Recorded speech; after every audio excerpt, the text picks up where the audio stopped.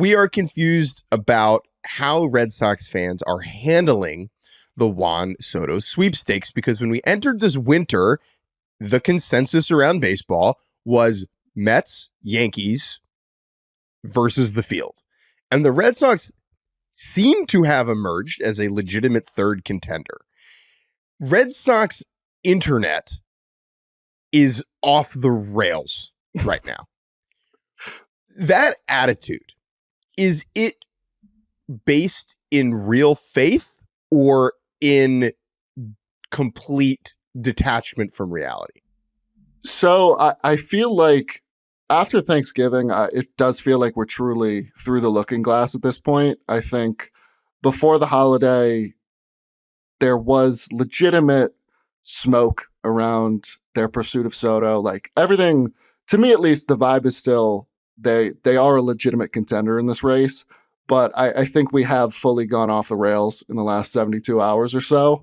But as far as I can remember, like going back, I look back to last offseason and you heard all these full throttle quotes from ownership. And then 24 hours later, someone like Ken Rosenthal would be like, no, like they're not serious whatsoever. And then this offseason, you're hearing the major national writers being like, they're all in this year. They're all in this winter. So that does lead me to believe they're in this for real. Whether or not they pull it out is another thing entirely. I think half the fan base has reached the delusional stage, and they're like, if it doesn't happen, it's going to be heartbreaking. But that's what I need to zoom in on here, right? Because that is what is so astonishing, and why we felt like we had to get the fan perspective on here. And Liam's someone we followed for a while, and watching the Red Sox fan experience and what Red Sox fans have kind of dealt with the last few years, or at least at very specifically, since they traded Mookie Betts, has been an interesting thing. Now, when we talk about Soto in particular, what you just referred to there is that it's being built up to the point of like, oh, this will be disappointing. And if I had told you that at the beginning of November, you've been like, what? Like if I told you right when the offseason started, like you're going to be very disappointed when the Red Sox don't sign Juan Soto, if the Red Sox don't sign Juan Soto, because again, maybe they will. When did that shift though? Was it when Jeff Passan came on our podcast and was like, yeah, they should be going for Juan Soto. They have a real chance. Like, was it enough other smoke? Because that's what I'm trying to understand is they still haven't done anything. And so the fact that we are, but as we talked about with Jeff, like, as I think about it, like there are a lot of reasons why it makes sense for them to go after Juan Soto and why they should have a real chance to do it. But when were you like, oh, wait a minute, I need to be like leaning into thinking this is going to be a massive Red Sox offseason? See, it's funny you say that because going into the offseason, like Soto wasn't even on my radar. I'm like, their priorities are starting pitching, an arm for the bullpen. And all of a sudden it's like that has taken a step back. It's on the back burner now. And we're sort of all eyes are on Soto and what his decision is going to be. I think it truly has been like a slow descent into madness. It was just report after report. Like you said, Passan, Heyman, Nightingale, Bowden have all come out to some degree and said, like, they are serious in this pursuit. And yes, even the local guys like Alex Spear, Ian Brown, they all have the sense that the front office is very committed to making a real and I guess respectable push, as opposed to last offseason when they're like, yeah, we made an offer for Yamamoto, but we didn't actually meet with him. Like, so it does feels completely different 12 months ago. But I want to now, you mentioned the last 72 hours, right? Because everything you just referenced is true. And I do more than last year. And based on the reporting this year from people that we trust, do believe they are being more legitimate in their aggressive pursuits of not just Juan Soto, but other free agents, trades, all those things, right? But the last 72 hours with Soto in particular, now we've crossed into goofy reports, stuff that are so beyond belief. But now again, some might have some validity, some may be completely nonsense, but we're so far past. I'm not here to sort through all of those, and I'm not asking you to start referring to specific versions of those, but we're at that point now. And that's where people start making comparisons to Ohtani and the Blue Jays and everything. But I think it's different because this has been a 3-week buildup, and Soto to the Red Sox makes more sense, respectfully, than Ohtani to the Blue Jays. I'm just going to say that right here. I know we weren't thinking about it at the beginning of November, but in that sense, that's why I'm still trying to kind of like falling into it also, because I'm like, I actually can kind of see it, but I do feel like, as you mentioned, those last 72 hours, now we're in a little like goofy mode. Is that fair to say? Yes. No, and we were talking about soccer before we even hopped on here, and it does feel like a transfer window saga where there are reports that his sister is touring real estate in the city. There's Rafael Devers was on the phone with him for an hour Thanksgiving morning. Just bizarre and completely unfounded rumors coming from left and right that, for whatever reason, people are choosing to believe or choosing to run with, and even Passan had to come out and like quell everything on Thursday. The poor guy. That's how you know, though. Thanksgiving. Like Jeff doesn't feel the need to do that a lot, and so when the reporter for the sport has to come out and tell a fan base to freaking cool it, that feels like genuinely an accomplishment. So for me, congratulations. Right. Well, because to that point, Jeff doesn't tweet. One of the reasons why we appreciate him so much and why people can have his notifications on, he doesn't tweet not news very often.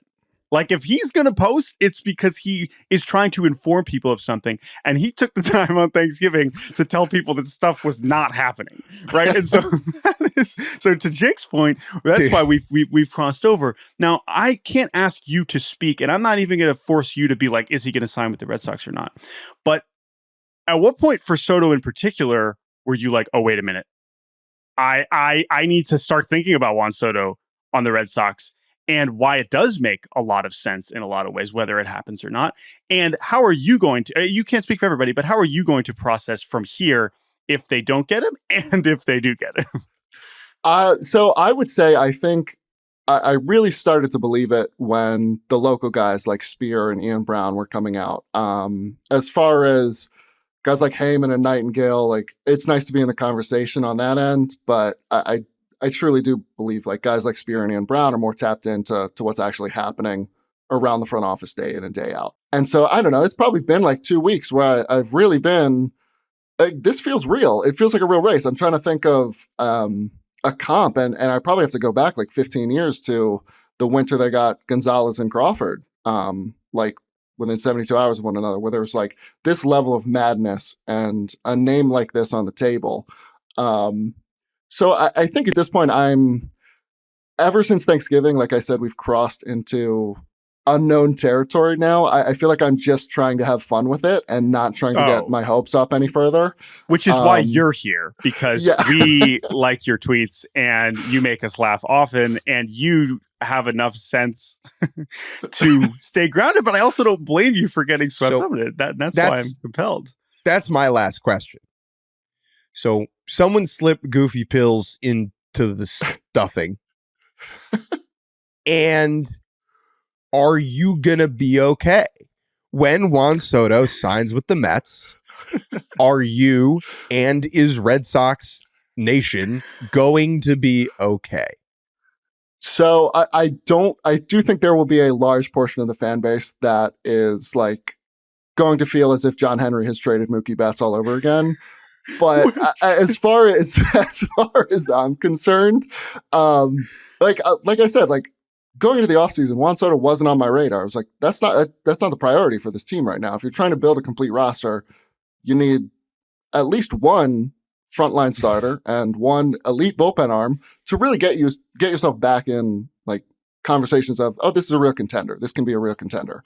But I think where I'm at is like, oh, it'll be disappointing, sure, because anybody would want Juan Soto on their team. And just to be in the conversation, it's like, hey, I'm happy to be here. After the last few off seasons, I'm happy to be here.